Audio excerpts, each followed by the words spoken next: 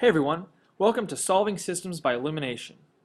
This is the third and final lesson about solving systems of equations. The goal of this method is to eliminate one variable when the two equations are added together.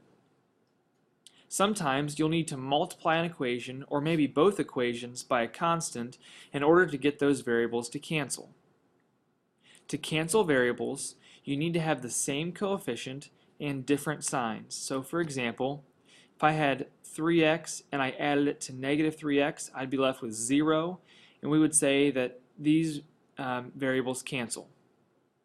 Alright, let's look at an example of this, and we'll see how these things cancel and how we can find a value for x and y. Alright, looking at the first system of equations, we can see that if I add the two equations, negative 4y and positive 4y will cancel.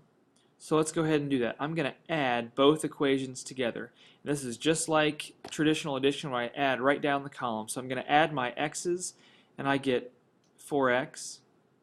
I add the y's, negative 4y and 4y, cancel, gone. 10 minus 2 is 8. Check this out. Super simple now. I can divide both sides by 4 and x equals 2. But we all know by now a system of equation has two solutions, so I have to plug back in to find y. Alright, I'm going to choose the bottom. Either equation will work, but I'm going to choose the bottom because x is by itself. So let's see what y equals. 2 plus 4y equals negative 2. I'll subtract 2 on both sides. So 4y equals negative 4. Divide both sides by 4. And y equals negative 1. So my final answer here is 2, negative 1. Remember that our solution is always an ordered pair. Alright, let's try another. Looking at this example, I see that if I add these two x terms together, they will cancel out because I have a positive 3x and a negative 3x. So I'm all set to go. I'm going to add my two equations together, and I go right down the column. Y plus 2y is 3y. 3x plus negative 3x cancels, gone. And then negative 2 plus 14 equals 12. Now I'll divide both sides by 3, and I see that y equals 4. Time to go back in and find x. This time I'm going to plug it into the top equation because I see y is all by itself. So I'm going to say 4 plus 3x equals negative 2. I subtract 4 on both sides. 3x now equals negative 6. Divide both sides by 3, and x equals negative 2. So my final answer here is negative 2, 4. Alright, let's try a couple more tricky examples. In the next example, when I look at the terms, I see that they're not going to cancel if I add them together. I have the same coefficient here, but they're not a different sign. I have a different sign here, but they're not the same coefficient. So, what I'm going to choose to do is I'm going to choose to multiply this bottom equation by negative 1. Watch what happens. If I multiply by negative 1, all the signs change. So this becomes negative 2x, this becomes positive 5y, and this becomes negative 13. Now, if I add these two equations together, my x term will cancel out. So let's do it. I add 2x and negative 2x, gone. I add y and 5y, that's 6y. And then I add negative 5 and negative 13, that's negative 18. I'll now divide both sides by 6, and y equals negative 3. Now it's time to plug back in and find x. I'm going to choose to plug it back into this top equation.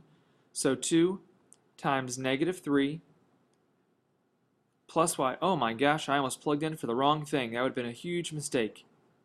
Let's try that again. Trying to find x.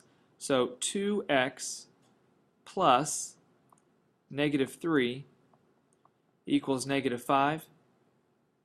I'm going to add negative 3 to both sides. So 2x equals negative 2, and x equals negative 1. So my final answer is negative 1, negative 3. All right, let's look at the next example. When I look at the two equations, I see that nothing is going to cancel out right away. So I turn my attention to the signs that are different. How could I make these two equations have the same coefficient? Well, in this situation, I'm going to have to do something to both equations. I'm going to choose to multiply this top equation all by 2, and then the bottom equation all by 5. That will allow the coefficients of the x value to be the same. I'm going to multiply through and then rewrite my equations below it. So this is now negative 10x plus 4y equals 64. On the bottom, I have 10x plus 15y equals 50. All right, now it's time to do some addition. When I add my terms together, negative 10x plus 10x cancels out. Boom, eliminated. Now, 4y plus 15 is 19y.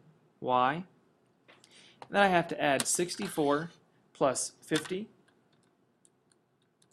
and I get 114. Now to finish it off, I have to divide both sides by 19. So we'll find out that y equals 114 divided by 19, which is 6. Time to plug back in and find x. Now, I can plug this value for y into either equation, and it could be one of the original equations as well. Lots of options here. I'm going to go ahead and choose to just plug it into our top equation, the original. So 5x plus 2 times 6 equals 32. Negative 5x plus 12 equals 32. Negative 5x equals 20 after I subtract 12 from both sides. And after I divide both sides by negative 5, I find out that x equals negative 4. So my final answer here is negative 4, 6. All right, now it's your turn. Try both OYO questions and then check your answer. All right, in the first example, I see that nothing is going to cancel right away, but if I multiply through on this bottom equation everything by 3, then my x's will cancel. So let's rewrite my equations down below. I have 3x plus 2y equals 6. That was unchanged. Now the bottom equation is negative 3x plus 3y equals negative 6. All right. Now my x's cancel, so I have 5y equals 0. Divide both sides by 5. I see that y equals 0.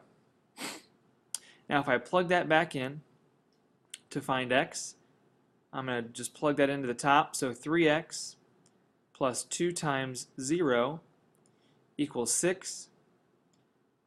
And 3x equals 6, so x equals 2. Your final answer should have been 2, 0. All right, last one. Looking at the way things are now, nothing will cancel, but if I multiply this bottom equation by negative 1, that's going to change the sign everywhere. So this will be a positive 2x, a negative 3y, and a positive 5. Now I can go ahead and add my two equations, and I see that I get 5x, 3y has been eliminated, and then 15 and 5 is 20, so x equals 4. Last thing I do is plug in to find the y value, so 3 times 4, if I plug into the top, plus 3y equals 15. 12 equals, oops, excuse me, got ahead of myself. 12 plus 3y equals 15. When I subtract 12 from both sides, 3y now equals 3, and y equals 1. And there you have it. Your final answer should be 4, 1. All right, that's it for today. Hope you learned a lot. We'll see you next time.